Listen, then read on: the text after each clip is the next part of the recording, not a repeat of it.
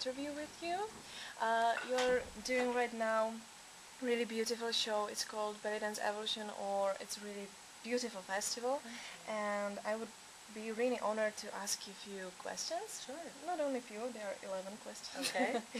So, first one, when did you first get the idea of Bellydance EVolution?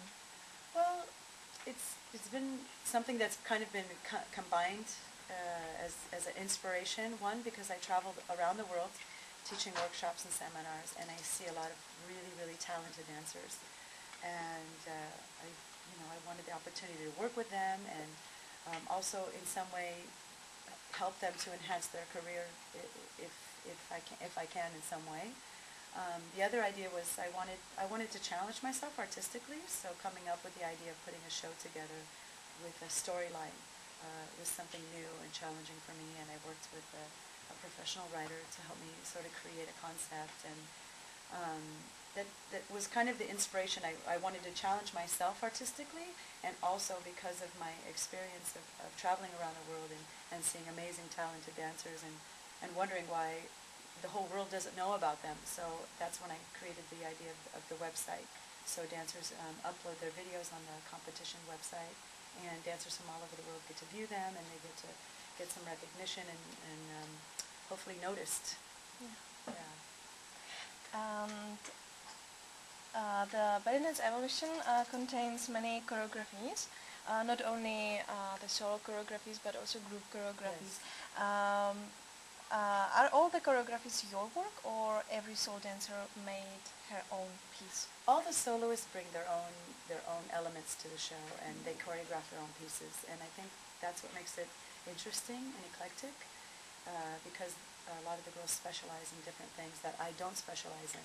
So I think that's one of the magical things about the show. It's an eclectic project, and I have some vision for some of the big choreographies and putting all the groups together and those ideas, but what's interesting is, I think, taking the specialty from each artist in the show and then adding their elements. So basically we say, well, this is the concept, what would you like to do in it? And they come up, and there's discussion and dialogue, and it's really fun, because I had the great opportunity to personally select my favorite dancers, so it's kind of exciting for me too. There is one question, why did you choose Medusa? Again, I wanted to challenge myself, so choosing Medusa was something quite different for me. I think people always see me as a cheerful, playful, flirtatious artist, and that's always been my character, so kind of, working outside my comfort zone.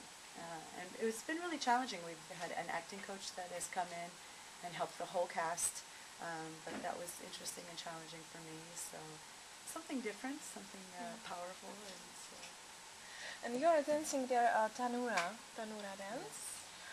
How did you train for this? Well, the Tanura dance is something that I've always been drawn to. Just watching it, it's so mesmerizing, and I've been to Egypt many times and watched. I've only seen men do it, so I had the idea, like, well, I want to try it. Of course, I bought the skirt, and I was falling all over the place, and it was. When I first started, I thought, this is really impossible. I've really overstepped my dreams, but I kept at it, and I kept practicing every day, a little bit longer, and just building the stamina in it. And now I actually really love it, and I want to, keep training at it. And it is something that you go into a trance. People ask me about the technique of it, so I start with some spotting the turns, and then I kind of let it go, and I just go into this little bit of a trance and get really inside myself in that moment. And I recommend people to try it. It's pretty interesting, just the idea of the Tanura or any kind of dervish dancing. The show contains many beautiful group costumes. From where do you take them? Most of the troupe costumes I've gotten from Egypt. I work with a designer there named Yasser, and I've known him for many years.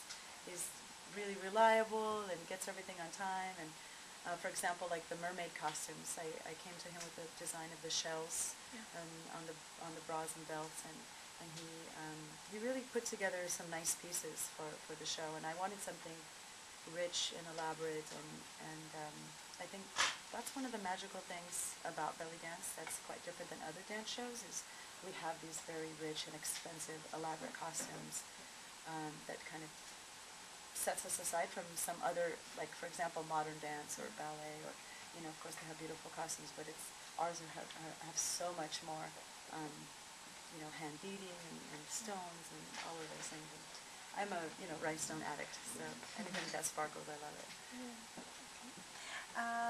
Are you planning to tour with Bellydance EVolution through Europe?